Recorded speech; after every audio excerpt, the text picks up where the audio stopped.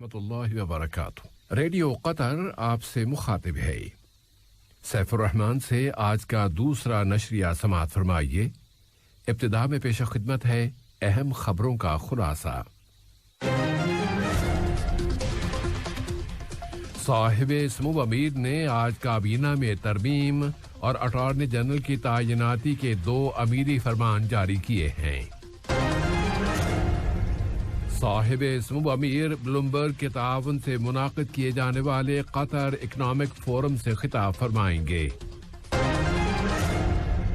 Iran में कल सदारती इंतखाबात के लिए वोट डाले जाएंगे और लुबनान के खराब माशी हालात की बिना पर आज पूरे मुल्क में बड़ी और आम हड़ताल की गई है। सामीन, ये था अहम खबरों का खुलासा और अब पेश खिदमत है रेडियो कतर से आज का दूसरा मुफस्सल नशरिया।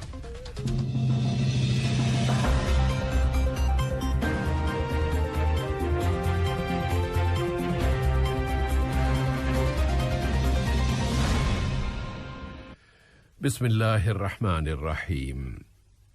साहिब इस्मु अमीर शेख तमीम बिन हमद आल सानी ने आज काबीना में तरमीम का एक अमीरी फरमान जारी कर दिया है, जिसकी रूह से जनाब मसऊद बिन मोहम्मद अल आमरी को वजीर इंसाफ मुकर्रर किया गया है और वजीर बरदी और माहौलियात जनाब अब्दुल्ला बिन अब्दुल अजीज बिन तुर्की अस्सबई अब अपने इस ओहदे के साथ साथ वजीर ममलकत बराए उमूर काबीना की जिम्मेदारियां भी संभालेंगे।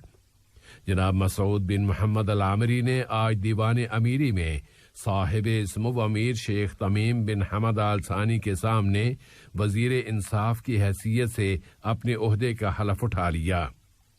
नायब अमीर शेख अब्दुल्ला बिन हमद आल सानी और वजीर आज़म व वजीर दाखिला शेख खालिद बिन खलीफा बिन अब्दुल अजीज आल सानी भी हलफ बर्दारी की इस तकरीब में शरीक थे।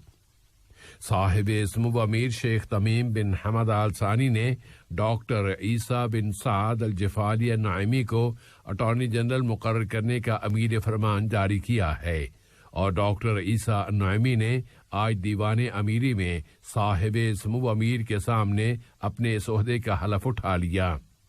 नायब अमीर भी हलफ बर्दारी की इस तकरीब में शरीक थे।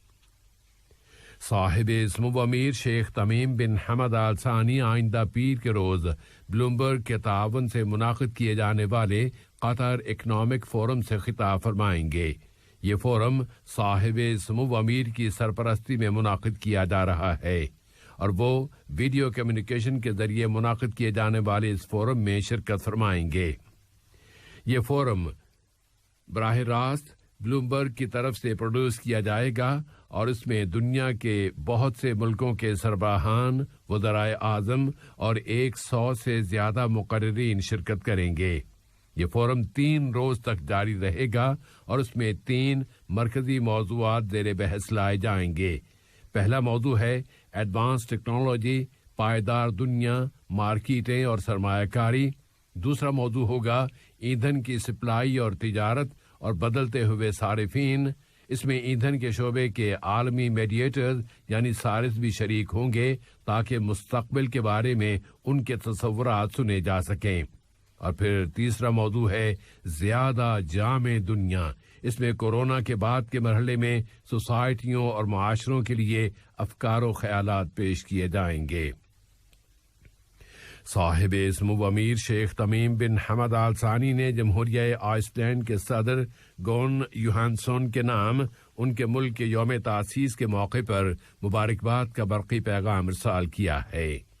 नायब अमीर शेख अब्दुल्ला बिन हमद आल सानी ने भी जमहूरिया आइसलैंड के सदर को इस मौके की मुनासबत से मुबारकबाद का बरक़ी पैगाम इरसाल किया।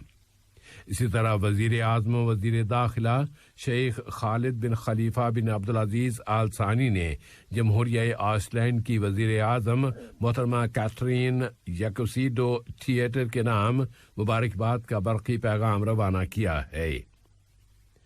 कतर कोरोना वायरस पर काबू पाने के लिए मतलूबा इक़दामात करने में कामयाब हो गया है और यहाँ की काबीना ने अब वजीर आज़म वजीर दाखिला शेख खालिद बिन खलीफा बिन अब्दुल अजीज आल सानी की सदारत में بحرانوں سے نمٹنے کی ہائی کمیٹی کی رپورٹ دیکھنے اور ملک میں متاثرین، شفایابی اور ویکسینیشن سے متعلقہ معلومات حاصل کرنے کے بعد یہ فیصلہ کیا ہے کہ اس وائرس کی وجہ سے ملک میں عائد کی گئی پابندیاں اٹھانے کے دوسرے مرحلے کا بھی آغاز کر دیا جائے۔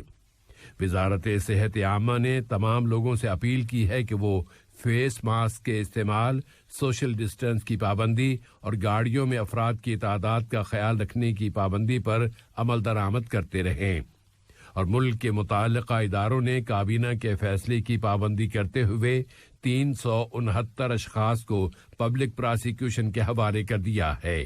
ان میں سے 294 افراد نے فیس ماسک کا استعمال نہیں کیا تھا، 66 اشخاص نے دوسروں سے فاصلہ نہیں رکھا تھا اور 7 اشخاص نے کوارنٹینا یا ہوم کوارنٹینا کی خلاف ورزی کی تھی۔ آج زمینوں کے بنجر ہو جانے کی روک تھام کا عالمی دن منایا جا رہا ہے۔ یہ دن ہر سال 17 جون کو منایا جاتا ہے۔ وزیر بلدیہ و ماحولیات جناب عبداللہ بن عبدالعزیز بن ترکی السبیعی نے اس موقع پر کہا ہے کہ قطر زمینوں کے بنجر ہو جانے اور خشک سالی کی روک تھام کے لیے اجتماعی عمل کے بین الاقوامی سسٹم کا ایک فعال رکن ہے۔ قطر نے غذائی سلامتی سے متعلق خلیج کی کونسل برائے تعاون کی وزارتی کمیٹی کے 5ویں اجلاس میں شرکت کی ہے۔ وزیر صحت ڈاکٹر حنان محمد الکواری نے ویڈیو کمیونیکیشن کے ذریعے منعقد کیے جانے والے اس اجلاس میں قطر کی نمائندگی کی۔ اجلاس میں فیصلہ کیا گیا ہے کہ درآمد کی جانے والی تمام غذائی اشیاء کی نگرانی سے متعلق خلیجی گائیڈ بک کو اپ ڈیٹ کیا جائے اور غذائی سلامتی سے متعلق کونسل کے ملکوں کے متحدہ غذائی قانون اور خلیجی کمیٹی کے اسٹریٹجک منصوبے کو مزید امپروو کیا جائے۔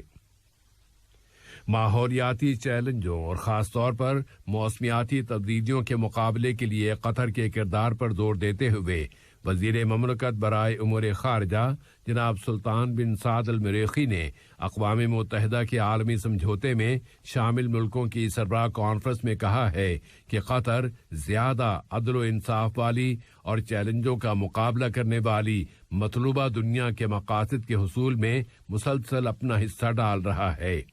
وہ اپنے نیشنل ویژن کے مطابق پائیدار ترقی اور محفوظ ماحول کی ضمانت کے حصول کے لیے کام کر رہا ہے، اور وہ چھوٹے جزیروں پر مشتمل ملکوں کی مدد کے لیے اب $100 ملین کی رقم دے چکا ہے تاکہ وہ موسمیاتی تبدیلیوں کا مقابلہ کر سکیں۔ برادر ملک کویت کے وزیر اعظم شیخ صباح خالد الحمد الصباح سے کویت میں قطر کے سفیر جناب بندر بن محمد العطیہ نے اپنی سفارتی ذمہ داریوں کے اختتام پر ملاقات کی ہے۔ ملاقات میں دو طرفہ تعلقات کا جائزہ لیا گیا۔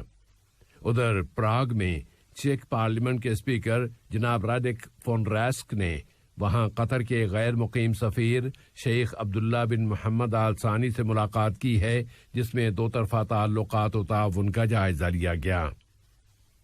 قطر پوری دنیا میں ترقی، ڈیولپمنٹ اور استحکام کے حصول میں ایک قائدانہ کردار ادا کر رہا ہے، اور افغانستان میں امن کی بحالی کے لیے قطر کی جانب سے کی جانے والی کوششوں کو افغانستان کے لیے امریکہ کے ایلچی زلمائی خلیل زاد نے سراہا ہے۔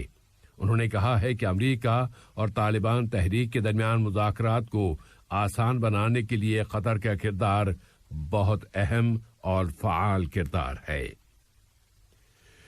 مغربی کنارے کے قصبے بیتا میں سینکڑوں فلسطینیوں نے اس نوجوان کے جنازے میں شرکت کی ہے جو اس قصبے میں قابض فورسز کی گولیوں سے زخمی ہو گیا تھا اور پھر شہید ہو گیا۔ دریں اثنا حماس تحریک کے سیاسی دفتر کے سربراہ اسماعیل ہنیہ مراکش پہنچ گئے ہیں، اور ان کے اس دورے کا مقصد مسئلہ فلسطین کی خدمت کے لیے عربی اور اسلامی موقف کی تائید و حمایت حاصل کرنا ہے۔